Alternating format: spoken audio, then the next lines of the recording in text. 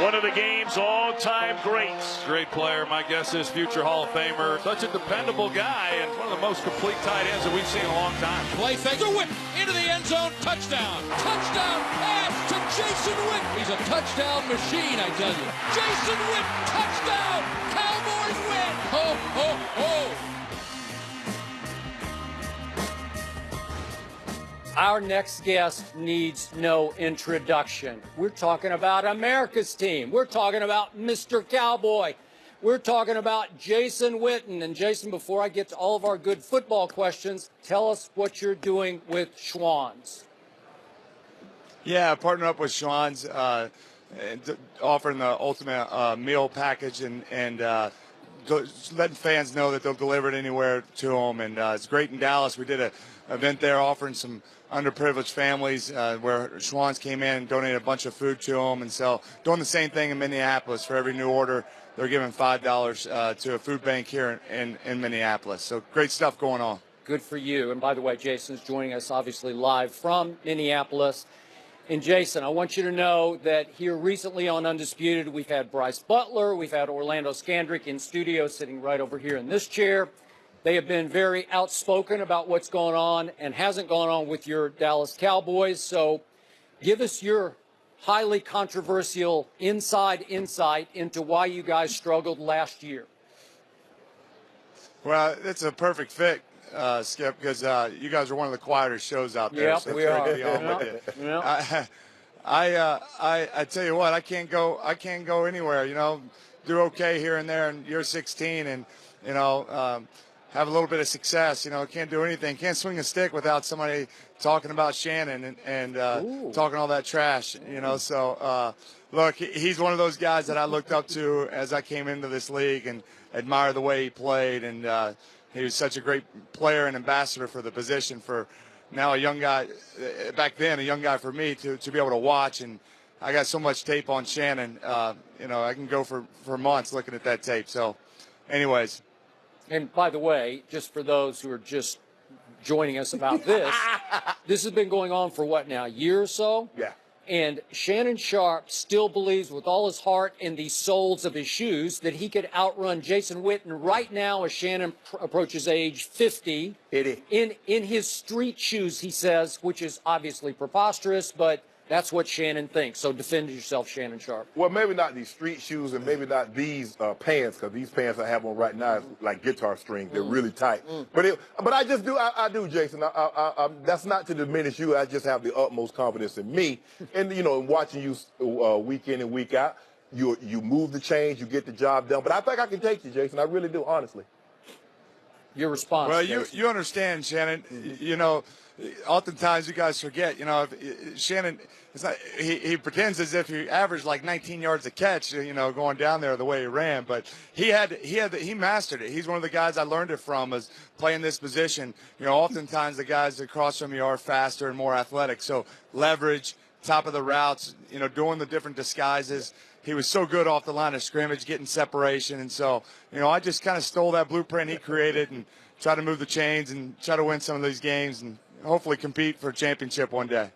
And by the way, Jason, you have now lasted 1 year longer in the National Football League than Shannon Sharpe lasted.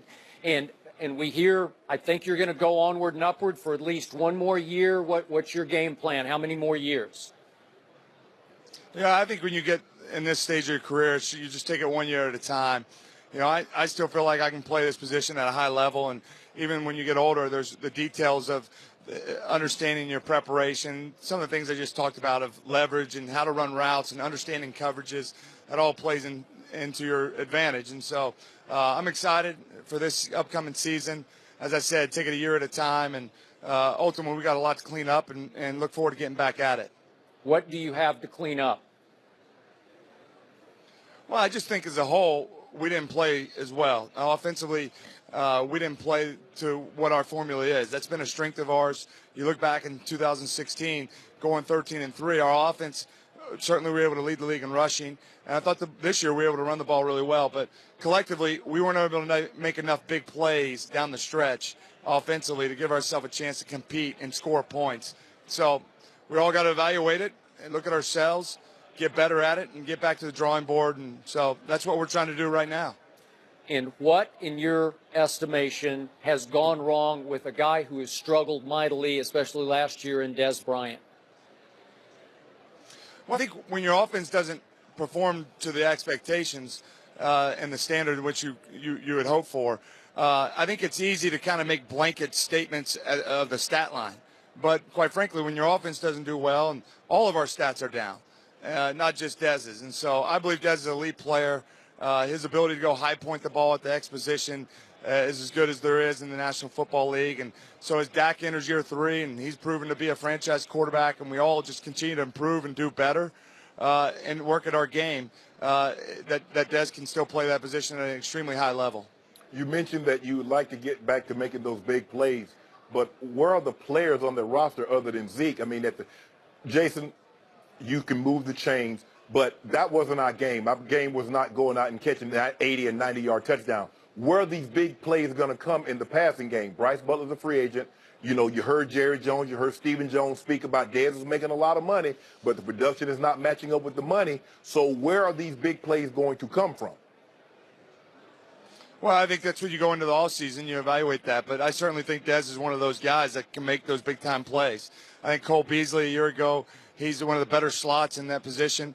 You know, what his ability to create separation. Terrence Williams is a big threat for our offense. So we believe we have a lot of weapons. I'm not disguising that. I mean, I think we didn't play well enough last year. We didn't have enough big plays that you're referencing.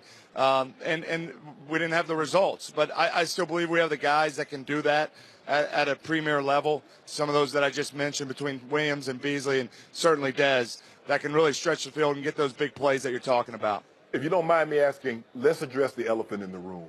How much did you guys miss Ezekiel Elliott?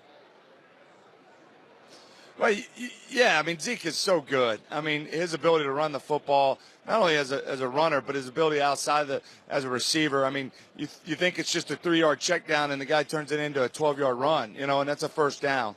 I mean, he's a dynamic player. He was gone for 6 games. I would be the first to say you missed him. And, you know, you don't replace a guy like him, even though our runners, Alford and Rod Smith, they played really well for us. I mean, but Zeke is so dynamic, and with our identity being in our run game, I think that's easily that we weren't able to play as well without him. But I think it's what you can't do is use that as a little bit of a default of, well, because he wasn't there, we didn't win. You know, and teams have injuries, they have suspensions, and they're able to overcome it. I mean, Philadelphia's playing in this game Sunday. Their left tackle, who's perennial Pro Bowler, is not in there. It's an important position. And so you have to be able to overcome those things. Yeah. And yeah, I mean, and look at that. And so but they've been their left tackle for a substantial amount of games this season. So, and now with Carson going down too. So I just think we weren't able to do that consistently enough. And it's hard when you lose a guy like Zeke, but certainly you still got to find ways to be able to make plays and win games. I mean, adversity is going to hit you. You know that, Shannon. Yep. You experienced it so much over the course of your career. We weren't able to make the plays, and that's what we have to get better at. So, Jason, I'm sold on Dak Prescott. My partner here, not so much. How much did you see that he regressed last year in Dak Prescott? Well, I think the result, the record wasn't the same. I mean, so that's I think what a lot of people point to. But I still think that he plays at a high level. I mean, he's only in his second year. He doesn't turn the ball over. He's an incredible competitor. He loves the game. He has all the intangibles as a leader. How he works, prepares, studies. He has a great concept for the game and understanding coverages. And he's just going to continue to play well. I think he would be the first to say that, as we all would, that we got to play better. But I do think you can build your football team around him. I think he is a dynamic player in person. And I think our core is really good. I like our football team. Big reason why I want to come back and be a part of it is because I like the men in that room. And they're competitive. They love playing. And, I think we can compete. So, ultimately, that's somebody that's a key position, and I think he has all the traits that you can build around. Get me fired up for next year. So, by the way, speaking of those Eagles, Jason, you get to see him or have to see him twice a year. They're looking pretty strong right now. What shot are you giving them against Tom Brady and Bill Belichick? Well, I'm giving them a really good shot. I mean, obviously, Bill and Tom, they have the formula. I mean, they have the blueprint and how they work and prepare, and great players and coaches. But I think with Philadelphia, what you don't realize is in this offense, with the RPO action that they got and what Doug's put in, they stay ahead of the change so much with the way they run it. And then they're able to kind of, it's a run to everybody, and then, boom, it just becomes a little bit of a pop pass to the tight end. And they do it the same thing on the outside. And so I think if they're able to stay ahead of the chains the way this offense is built, that Doug Peterson's brought in, then they'll have a chance. I mean, their defense is really good. They got a number of pass rushers that get to the quarterback. The back end, Jim Schwartz is under that Belichick tree, so he understands disguising coverages.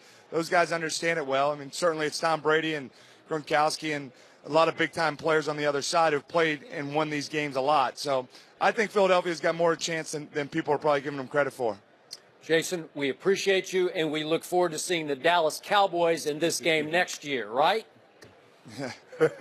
We hope so. Appreciate you guys having me on. Thanks for coming on with us, Jason. Thank you.